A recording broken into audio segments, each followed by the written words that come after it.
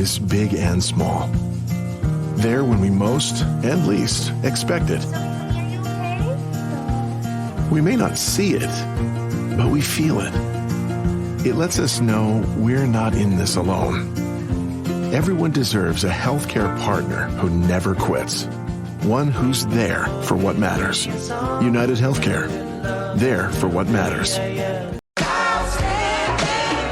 Before she became an autism advocate and mom of 4, Sheletta Brundage was an Emmy Award-winning comedian. Need something to put a smile in your face? Laughing with Letta is sure to tickle your funny bone. Check it out, but pee first and make sure you ain't drinking nothing when Sheletta's on a roll. That way you won't have anything to clean up when the podcast is over. Let me tell y'all something. So, I'm coming off of a high. Last week, Black Entrepreneurs Day at the state capitol, 500 Black business owners from across the state of Minnesota, plus at least 100 allies, came to the rotunda where we heard from Senate President Bobby Joe Champion, House Speaker Melissa Hortman, Lieutenant Governor Peggy Flanagan, and business owners who had celebrations as well as concerns, and how legislators could help them get from just surviving to thriving. Now, this is the second year we've had this event. Last year, I put a picture of Nellie Stone Johnson on the back of my jacket, and I had a picture of her on my shirt, and I was just like, yes, I'm Nellie Stone, baby, I'm hard. Nothing you can do can crush me, because I studied the life of this amazing, trailblazing African-American Minnesota pioneer. And I was like, well, who I'm going to put on this year? I don't want to wear Nellie Stone again. I want to do something different. I want to do something new. And then somebody said, have you seen the PBS documentary on Dr. Josie Johnson? I was like, Josie Johnson, who was born in Texas like me and moved to Minnesota just like I did because her husband got a job up here. That Josie Johnson, the mother of Minnesota civil rights movement, Josie Johnson, who didn't take no stuff from nobody and is the reason that we can walk in the room, sit down and cross our legs and have a seat at the table. That Josie Johnson. And baby, let me tell you something. When I watched this documentary, Hope in the Struggle, the same title as her book that is sitting on my desk at work, because sometimes work is a struggle. And I need some hope. And so I keep that book right near me. That's like my Bible at work. And it's so amazing. So many things that this amazing woman did, things that we didn't know about, her private struggles, her public celebrations, all so that life could be as close to equal as possible. We're still fighting some of those same fights, but they're not as hard because of the work she did. And I'm going to just tell you, this Twin Cities Public Television documentary is all of that. It is the truth. It is fire. And usually you get stuff like that after somebody's gone on to glory. And the fact that Daniel Bergin was forward enough to say, we're going to do this. We're going to do this right now. We want Dr. Josie to be here to see it. We want to celebrate her. I tell people all the time, don't be naming those streets after me when I'm dead. Don't be making those songs about me when I'm gone. I want to see and hear all the good stuff. Don't put me on no stamp when I'm gone. Put me on the stamp now. And so it was good to see her celebrated now.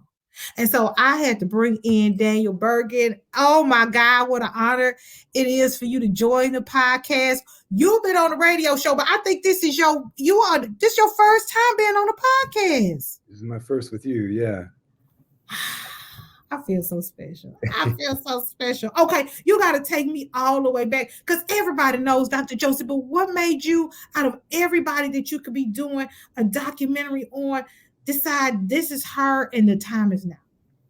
The time is now. The work continues. The struggle continues, as Dr. Johnson would say, and we need to keep hope in the struggle. You do that with your unique narrative work, making us laugh, but keeping moving the movement. And Josie's always done that. And so, a lot of different factors come into, us saying, let's move forward with this. One of them was the urgency of the issue. And I'm glad you alluded to the fact that she's still with us at 93 as we record this, so that she could be a part of it, appreciate it, be lifted up by it, and and help her continue to do the work. And then the other thing, Sheletta, because you're a part of our public affairs work at Twin Cities PBS with your work with Almanac, is that we had this unusual archival collection of Josie from over the decades, from our news and public affairs work and other documentaries that we've produced. So with all of that, it helps us say, like, we can do this. We can pull together that archive, connect some dots and story, utilize this amazing autobiography, and tap into these amazing images that my team worked so hard to pull together to really invoke the grace and beauty and poise and strength and power of Josie Johnson, visually, as well as in this intimate, sitting at her feet kind of storytelling style of her telling her own story. And that's the thing that I love, is her voice, is her story. Oftentimes in our community, people have a story to tell about us, and we don't have any part of it, but I felt the ownership in this. Yeah, that's a good point. She really is driving the story, and in it, we learn about her and about the work and the issues. We also learn about her friends and allies. She's so gracious and magnanimous, as you know. She doesn't take the credit. She doesn't want it. But she wants us to know how she did it, and a lot of it is with her sisters. In this case, Katie McWatt, and so many others who are her friends and her sisters, as she called them in her book, who helped her do this movement work in the 50s and 60s and 70s. She mentions that a lot, and I think that's important, is that idea of coalition building, collaboration, and then supporting each other in the movement. That she was so much about loving and caring for and lifting up her buddy Mahmoud El-Khatsi and some of the other activists and leaders who represent a spectrum of communities and experiences. Mm-hmm. She's kind of the OG on allyship. She was really right with League of Women Voters and Urban League. She was, knew that that's how we got work done, was by connecting across color and class and party, because she worked with a lot of the old IR Republicans, the moderate Republicans in Minnesota. So she's just such a great template for what we still need to do. Now, one of her great accomplishments was how, in her own quiet way, behind the scenes, she was able to put so much political pressure on folks at the state capitol and created the very first state fair housing bill passed in the entire United States. How in the world did this little bitty woman wield that much power without screaming and yelling and burning stuff down and cussing and fussing? I mean, just the way that she's able to bring people together to make change happen, historic change happen, was something that was not lost on me. I'm so glad you highlight that, because what you describe as a part of Dr. Johnson's strategy is, in a way, it is a part of the direct action and creative nonviolence of the movement. She may not call it that, although she took the pledge to be nonviolent at the March on Washington. But the way she moves through those spaces really is some of the strategy behind that. It's about diplomacy, communication, and coalition building and education. Those are literally like tenets of nonviolent direct action. And so what you describe, and we know that there's a place for taking it to the streets. Josie was in the streets in a way too, on Plymouth Avenue, making sure kids were safe in the late 60s when they were out there and things were in the midst of that uprising. But she also was in the boardroom and in the conference room and in the classroom. And you're right, and you'll love this too, in her autobiography, because this might not be exactly the poised, kind of graceful Josie Johnson we know is so important, but she actually mentions that moment where she was behind the scenes in the space of power with all these white men making it happen. She mentions Sam Greenlee's Black Arts Movement novel turned into a film with a title that some of your listeners may not like, The Spook That Sat by the Door. Dr. Johnson mentions that. She's like, it reminded me of that, where in this case, it's a brother who becomes kind of a CIA operative, and it's very interesting. But she kind of used that as a way to kind of laugh a little bit about what you said. This woman housewife, but activist and educator who's in the room of power, in the room where it happens, and making it happen. And her fearlessness.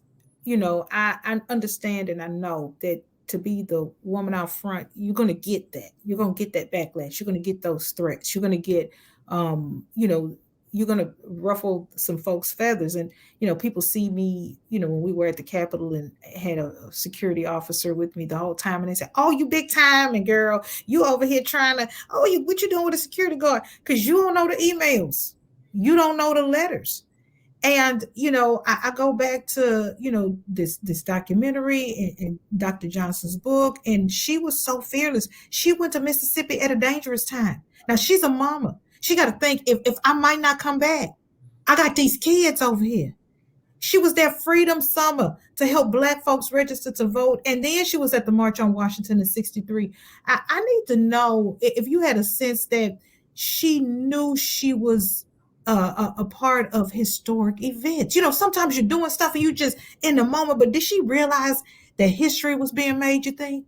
I think that's a great question. She would love that question because she talks so much about history. She's a scholar. Her BA was sociology. She was steeped in history. She uses the word ancestors all the time. Mm-hmm. She's a devout follower of W.E.B. Du Bois, the kind of OG Black intellect. So she would love that idea of being aware of change making and even history making. But I think, it doesn't cloud her vision, and she's not doing it for being a part of posterity. She's doing it for the babies and for us and our community and for the nation. But yeah, I think you're right. I think she was aware that history needed to be made, and she knew how to make it. And I'm glad you mentioned Freedom Summer. And I didn't know you two were both had that Texas connection, because while she talks about Wednesdays in Mississippi, rightly, about the legit clan-based danger and the bombings and all of the threats. She was from the South. It's not like she was a northern, middle-class Black housewife who kind of ventured into that. But I think that shows her modesty and humility. She grew up in the segregated South and saw all the vestiges of that and felt all of the pressure and oppression of that. But yeah, she felt a different level of it, I think, during that civil rights espionage, as I like to call it, of Miss Wednesdays in Mississippi. Yes, I have to ask you before I let you go. Miss Josie, you talked about it. She's 93 years old. Such a beautiful lady, inside and out. You sitting there interviewing her. She's looking all, oh my God, looking like an angel in her purple with these sharp memories. What was it like for you to spend so much time with her? Yeah, well, thank you for asking. I'm honored and lucky to have been with her in interviews. We've recorded her a few times. Myself, Steve Spencer, who produced this, along with Miranda Harankar, who helped edit it in the end. We've had a number of opportunities to be with her in interviews, and also, importantly for me, in other spaces where she's crucial to my role here now at Twin Cities PBS. Her and other Black leaders were always there, directly or indirectly, kind of helping, encourage and urge that, that Robin Hickman Winfield and myself and the few other folks of color here at Twin Cities PBS be, given appropriate opportunities. And so she's always been an advocate and mentor for mine. And so, yeah, it's a beautiful question, because just being around her, as we were at the event celebrating the release of the film recently with her, her two daughters and one of her granddaughters. And so getting to be with her again at the release of this was just, and then, just knowing that she's there, hearing you and others kind of give her the praise, the thanks she deserves. Yes. That's one of the themes at the event. Senator Amy Klobuchar via video said, "Thank you, Josie Johnson." And I think that's what all of Minnesota should be doing. And thank you, Josie Johnson. Yes. And thank you, Daniel Bergin, for this priceless and important gift that you have given us this Black History Month. I'm telling you, I am Josie's jewel, and part of her legacy because of all that she's accomplished. Now, I want to make sure folks know Hope in the Struggle premiered. It will be played again on TPT, and you can also watch it online at the TPT website. I need y'all to carve out an hour or so and spend it with Dr. Johnson and your families, because I promise you, this true story of one of our greatest Minnesota heroes is going to change your life. You are changing lives, Daniel Bergin. I hope you know that. Thank you. Yeah, I appreciate you and you kind of following in the footsteps of Dr. Johnson with your unique movement work. And I just, I appreciate you coming on. I was hoping that I would have some horrible children's stories about you from your sister. I have her cell phone number. I called her. She didn't answer, but you tell me she's not available right now. And so that's why she's not responding. I wanted some booger stories. I wanted some, you used to eat dirt stories. I wanted some good stuff, Daniel Bergin, and I could not find anything because she won't answer the phone.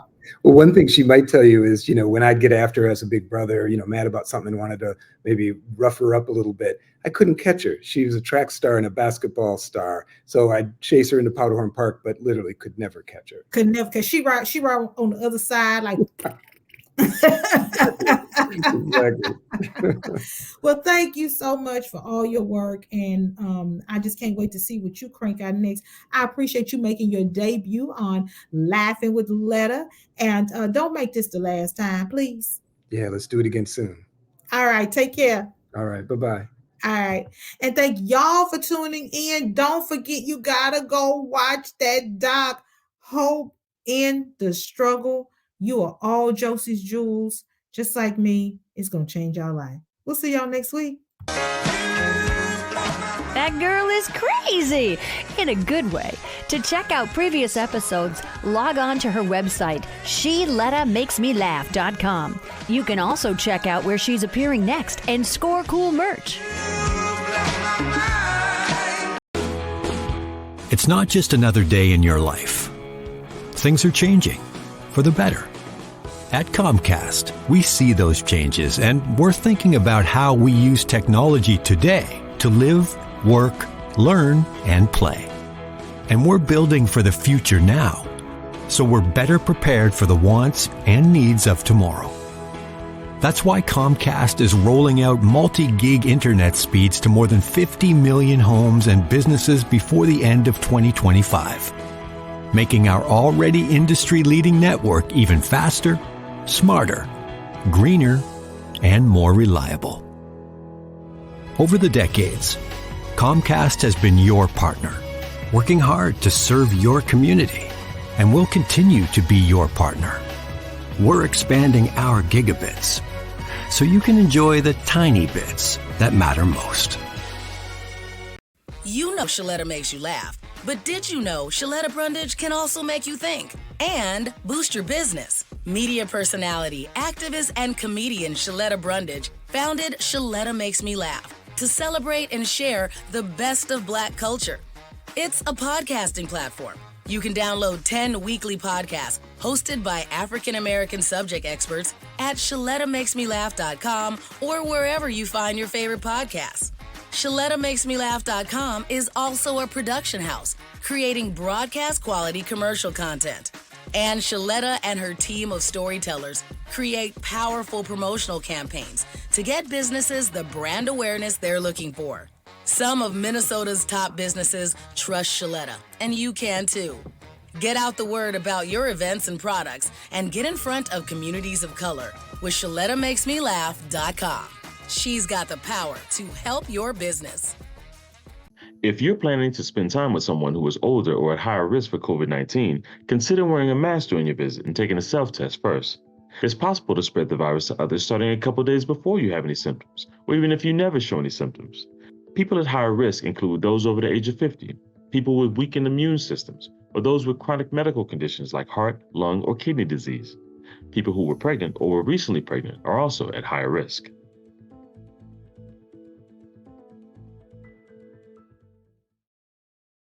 In today's competitive market, investing in your team is key. Delta Dental of Minnesota offers coverage for your small business from 2 to 100 employees. We have a plan tailored to fit your unique employee needs, leading to a better benefit package and a happier team. Unleash the power of smile across your business. Visit deltadentalmn.org/small business to learn more. Are you a woman known as a good listener? Do you have skills in de-escalating situations? Are you what they call a people person? Then the Minneapolis Police Department would like to meet you. Now in a rebuilding phase, the Minneapolis Police Department is recruiting more women to wear the badge. The department offers career options for women with a high school diploma or GED. There are also opportunities for women with 2- and 4-year degrees who are ready to apply their skills in new ways. Police work makes a great second career for social workers, teachers, nurses. Women in their 30s and 40s are welcome to apply. There's no age cap. You'll be paid while you train and mentored by veteran women officers invested in your success. Minneapolis also welcomes current police officers to join the state's largest department. Make a difference on the streets, working in your community, in a career with competitive salaries and generous benefits. Go to minneapolismn.gov and search police jobs to find out more. Hi, I'm Sheletta Brundage. I'm a media personality, podcaster, and a business owner. But my most important role is mom. 3 of my beautiful kids have been diagnosed with autism spectrum disorder. When I didn't know who to trust or where to turn, I found ACRA. ACRA provides home care services to families all over Minnesota. The care is not one size fits all. They know each one of my kids is unique. They listen to what resources we needed and what's best for our family. I've seen my kids grow and thrive with ACRA's in-home care. While autism is the most common diagnosis among ACRA clients, ACRA offers personalized in-home care services for people with disabilities, chronic illnesses, behavioral diagnosis, and mental illness. They work with children, adolescents, and older folks too. Find out more about ACRA at their website, acrahomecare.org. ACRA helps me provide my kids with a better quality of life. They can do it for your family too.